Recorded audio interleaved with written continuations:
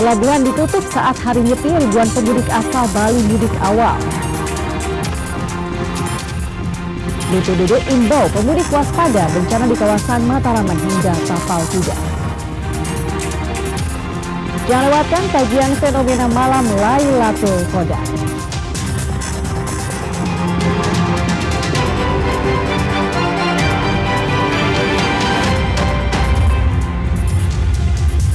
Halo saudara, apa kabar Anda hari ini? Kompas Jatim kembali hadir ke hadapan Anda. Selain 3 informasi utama tadi, tim redaksi kami telah menyiapkan sejumlah informasi penting dan inspiratif lainnya untuk Anda. Bersama saya, Firjianti Kusuma, kita jelang Kompas Jatim di Kompas TV Independen Terpercaya.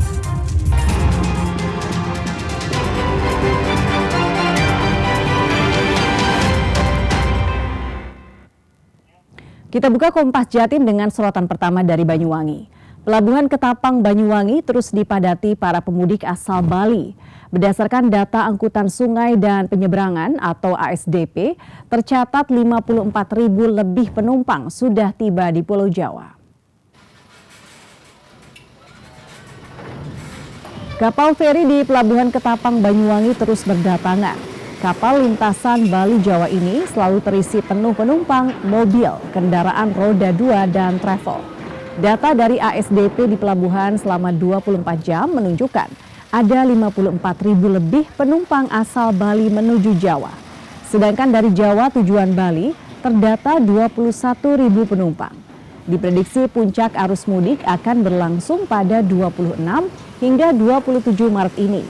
Selama angkutan lebaran, Pelabuhan Ketapang menyiapkan 54 kapal dan 2 kapal feri perbantuan.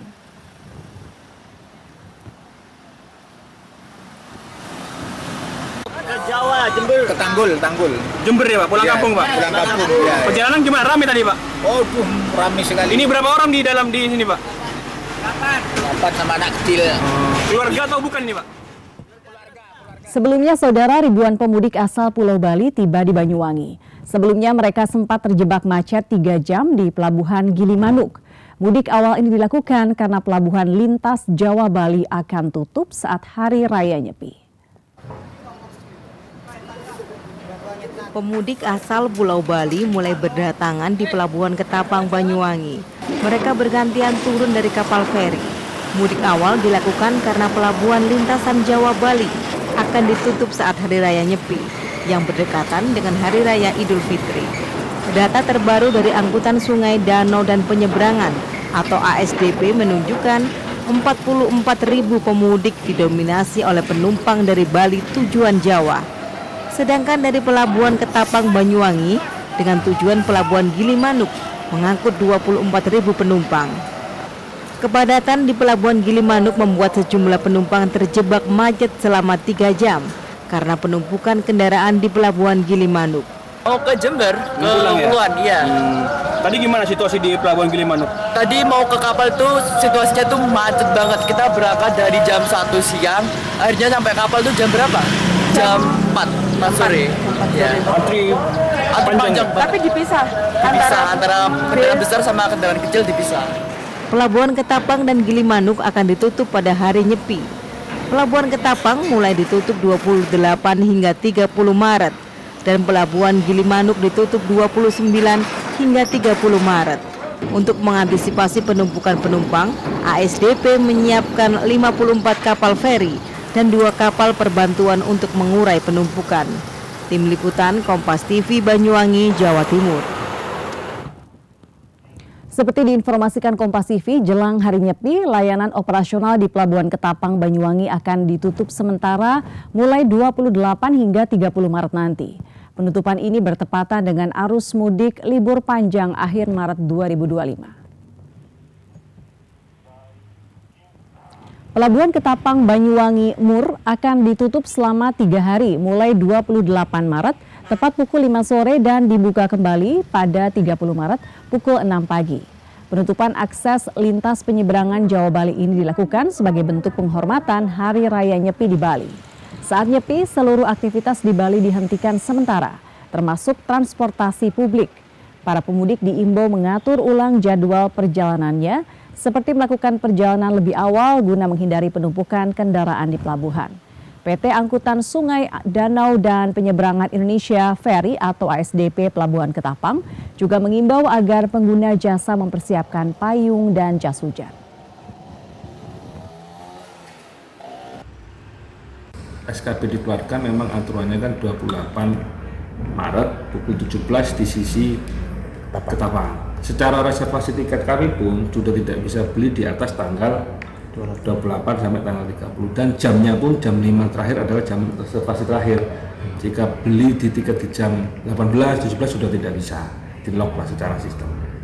Tapi nanti kita lihat misalnya ada 1-2 kendaraan lain yang ada terjebak kemacetan atau apa masih tersisa, tetap kita berkoordinasi dengan seberang untuk di seberangnya sampai benar habis. Saudara, tim gabungan dari Direktorat Lalu Lintas Polda Jawa Timur, Satlantas Polres Madiun Kota, dan Kementerian Perhubungan menggelar cek kesehatan pengemudi dan uji kelayakan bus di Terminal Purboyo Madiun. Langkah ini guna mempersiapkan kelancaran dan keselamatan arus mudik dan balik lebaran pada operasi Ketupat Semeru 2025. Satu persatu pengemudi bus antar kota antar provinsi yang tiba di Terminal Purboyo Kota Madiun ini diperiksa tim gabungan dari Direktorat Lalu Lintas Polda Jawa Timur, Satlantas Polres Madiun Kota, dan Kementerian Perhubungan. Para sopir bus diperiksa kesehatan dan dicek kadar alkohol dalam darah mereka. Petugas juga memeriksa kondisi bus yang akan melayani angkutan mudik dan balik lebaran. Sejumlah bus dilakukan ram cek yang mencakup pemeriksaan administrasi hingga kelayakan kendaraan. Melakukan pengecekan kepada supir-supir bis, yaitu dengan menggunakan tester kadar alkohol. Tadi sudah dilaksanakan pengecekan, sama-sama kita kesana tadi, kurang lebih 30-40 tripper yang sudah kita periksa, dan alhamdulillah hasilnya semuanya nil. Terus kami juga tadi melaksanakan penempelan, barusan ini juga di bis-bis itu ada hotline 110, itu sudah lama, namun ini tetap digiatkan kembali. Jadi apabila ada warga masyarakat yang membutuhkan kehadiran polisi, membutuhkan penanganan polisi, bisa langsung tekan 110. Ramcek juga dilakukan di sejumlah garasi bus pariwisata untuk memastikan kelayakan bus sebelum digunakan mengangkut penumpang. Pemeriksaan ini digelar untuk mempersiapkan kelancaran dan keselamatan arus mudik dan balik lebaran pada operasi Ketupat Semeru 2025. Tahap 2 ini kita mulai ramcek itu untuk di terminal tanggal 1 sampai tanggal 24 Maret 2025 ini, seperti itu, Mas. Meliputi apa sih? Ramcek kita meliputi dari unsur administrasi dan unsur teknis seperti itu. Jadi kita memastikan dan memeriksa layak jalan dan layak operasional dari armada yang digunakan untuk kegiatan angkutan lebaran. Dari 40 pengemudi bus yang diperiksa, tim gabungan tak menemukan pengemudi bus yang mengkonsumsi alkohol. Operasi Ketupat Semeru 2025 ini dimulai pada 23 Maret hingga 8 April 2025 mendatang. Imam Iswanto, Kompas TV Madiun, Jawa Timur. Badan Penanggulangan Bencana Daerah atau BPBD Jawa Timur mengimbau para pemudik waspada dan lebih berhati-hati adanya ancaman bencana hidrometeorologi seperti banjir dan longsor. Siaga bencana ini perlu dilakukan di kawasan Mataraman dan Tapal Kuda yang berpotensi hujan lebat. Ada sejumlah daerah rawan bencana di Jawa Timur, yaitu kawasan Mataraman seperti Ponorogo, Pacitan, Trenggalek, Kabupaten Kota Malang, hingga kawasan Tapal Kuda. Sejumlah daerah itu berpotensi terjadi hujan lebat. Kawasan Madura dan Pantura diprediksi tidak terjadi hujan deras. Kepala Bidang Kedaruratan dan Logistik BPBD Jawa Timur, Satrio Nurseno menyatakan pihaknya memantau sejumlah jalan nasional pemudik seperti Jalan Tol Pasuruan dan Madiun yang rawan longsor serta banjir. BPBD Jawa Timur juga membuka posko pengaduan bencana di tiap kabupaten kota selama masa angkutan mudik dan balik lebaran 2025.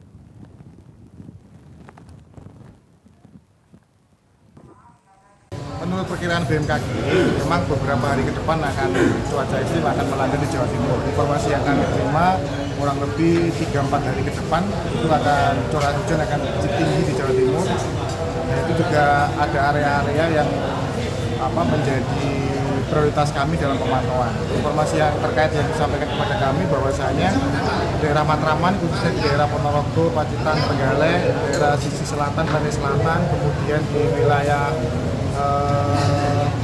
Malang dan Tapal Kuda itu akan lebih cenderungnya ke hujan lebatnya semakin tinggi di sana. Namun juga untuk daerah Madura sama Pantura lebih tidak ada curah hujan.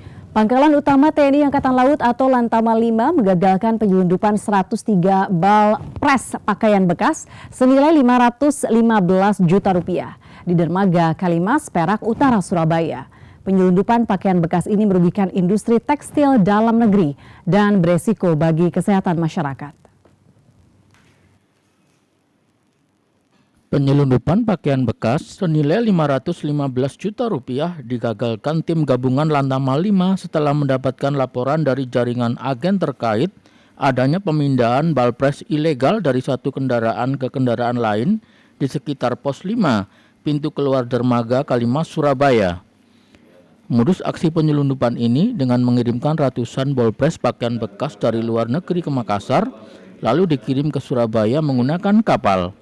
Sesampainya di Surabaya, pakaian bekas ilegal ini dibongkar di dermaga Kalimas dan diangkut menggunakan truk ke gudang penyimpanan sebelum disebarluaskan ke Malang dan wilayah Jawa Timur lainnya. TNI AL terus bergerak aktif menjaga keamanan maritim dan memberantas segala bentuk penyelundupan, khususnya di sejumlah jalur tikus pelayaran atau tempat bersandarnya kapal yang diduga menjadi transit barang ilegal. Ini barang-barang yang menjadi temuan ini tidak ada dokumen-dokumen yang sah dan sesuai dengan aturan perundangan maupun yang ada di Kementerian Perdagangan. Sebenarnya ini adanya balpres ini merugikan terkait adanya penyelundupan yang berdampak pada industri tekstil yang ada di lokal ini. Karena apa, kalau barang-barang ini masuk sehingga dijual ke bebas umum, maka dia sangat murah sehingga akan mematikan usaha lokal yang ada di masyarakat. Aksi penyelundupan ini melanggar peraturan Menteri Perdagangan atau Mendak nomor 51 /Mendak /7/2015 yang melarang impor pakaian bekas. Cilmi Ardianto Fani, Kompas TV, Surabaya, Jawa Timur. Miniatur Masjid Al-Akbar dari coklat akan kami hadirkan usai jeda berikut. Tetaplah bersama kami di Kompas Jatim.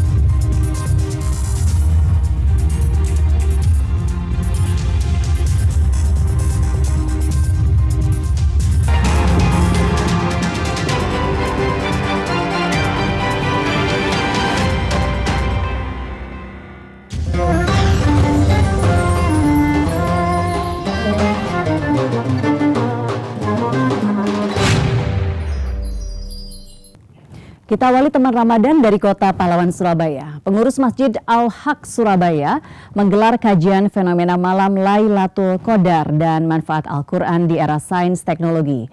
Program ini bertujuan memberikan panduan dan wawasan agama bagi jemaah serta memaksimalkan ibadah 10 hari terakhir di bulan Ramadan, termasuk itikaf di masjid. Jamaah Masjid Al-Haq Jalan Rungkut Mapan, Surabaya antusias mengikuti kajian Ustadz Agus Mustafa yang juga seorang ahli teknologi. Kajian agama digelar dengan pendekatan ilmiah seperti korelasi turunnya Al-Quran atau Nuzulul Quran dengan fenomena malam Lailatul Qadar dengan pahala 1000 bulan atau 82 tahun. Ustadz Agus mengatakan, di Indonesia peringatan Nuzulul Quran pada 17 Ramadan. Namun di negara-negara Muslim sepakat turunnya Al-Quran pada malam Lailatul Qadar.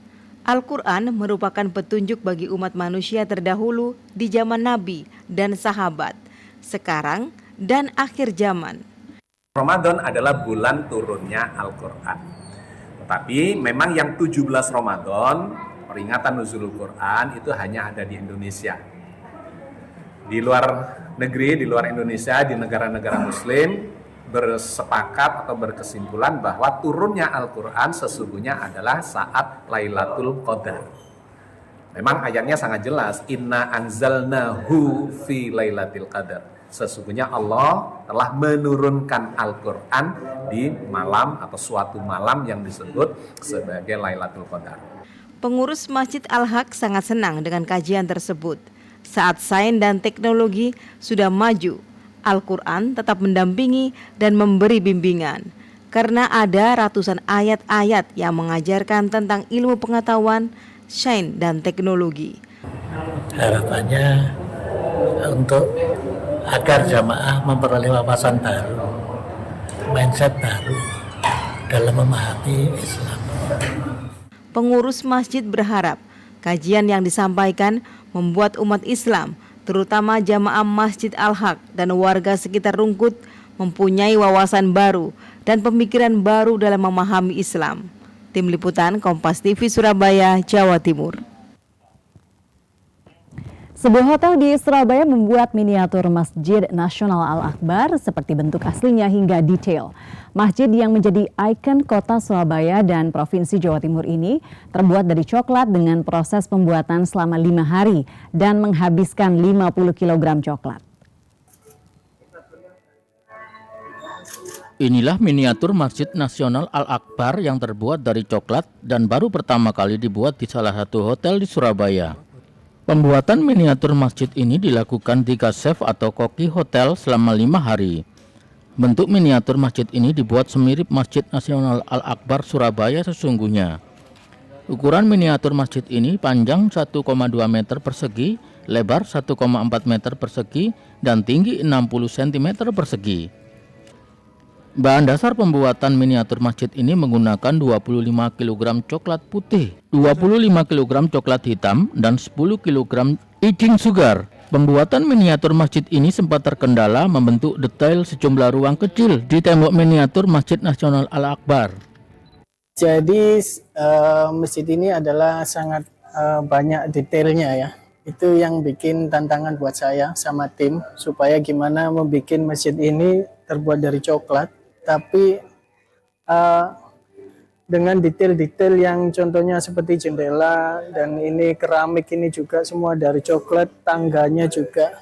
Itu adalah challenge dari kami, dan itu bisa kita kerjakan, dan jadinya adalah menyerupai Masjid Al-Akbar.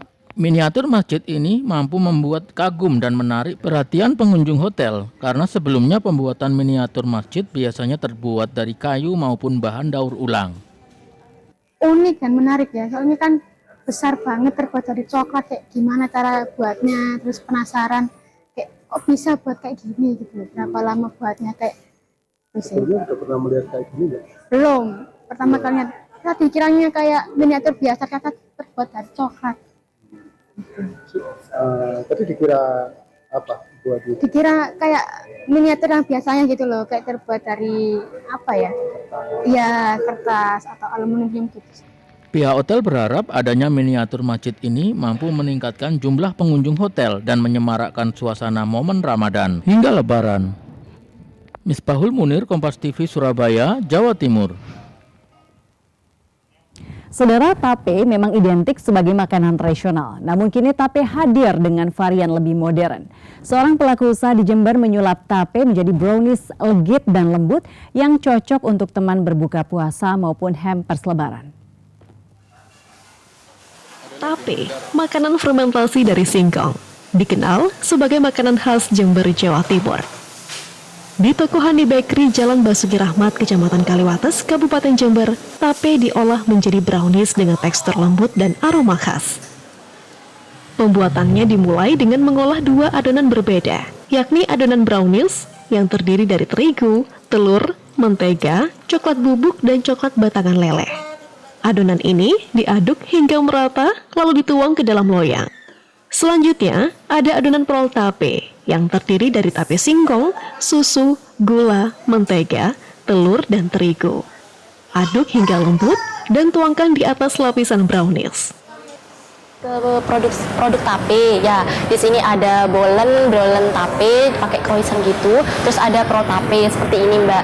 Pro tapenya itu ada yang pro tape original, ada yang kombinasi coklat keju, ada yang pro tape brownies tape, sama ada pro tape yang mix keju. Kenapa kok tape yang dipilih? Karena ya termasuk salah satu itu sih oleh-oleh khas Jember, terus banyak dicari orang buat oleh-oleh gitu Mbak. Iya tape, jadi kita pakai produk tape. Untuk menambah varian rasa, adonan diberi topping mini chips, kismis, coklat, atau keju.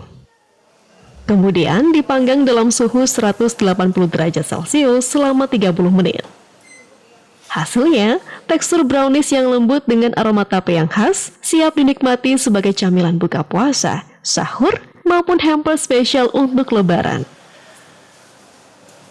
Kalau menurut Intan, ini baru pertama kali ya di Jember ya, antara brownies dengan tape ya, yang dipadukan jadi satu seperti itu. Masih belum ada. Kalau di lidahnya Intan cocok banget sih. Ini lebih variasi rasanya ya, lebih kerasa. Istilahnya perpaduan dari tape, coklat dan keju kayak gitu. Enak. Penjualan brownies tape selama Ramadan dan mendekati Lebaran meningkat. Per hari, 100 box terjual dengan keuntungan yang didapat jutaan rupiah per hari. Produk olahan tape ini dibanderol mulai dari Rp35.000 hingga Rp45.000, bergantung varian rasa. Tim Liputan, Kompas TV, Jember, Jawa Timur.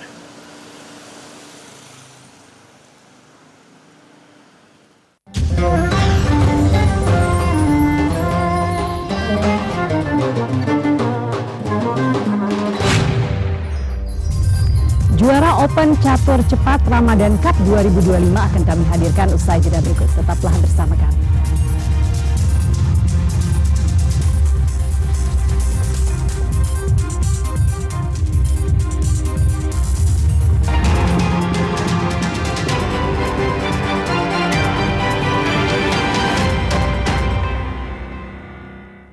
Pengurus Pusat Persatuan Bola Voli Seluruh Indonesia (PPPBVSI) resmi memanggil 15 atletnya untuk menjalani pemusatan latihan nasional atau pelatnas.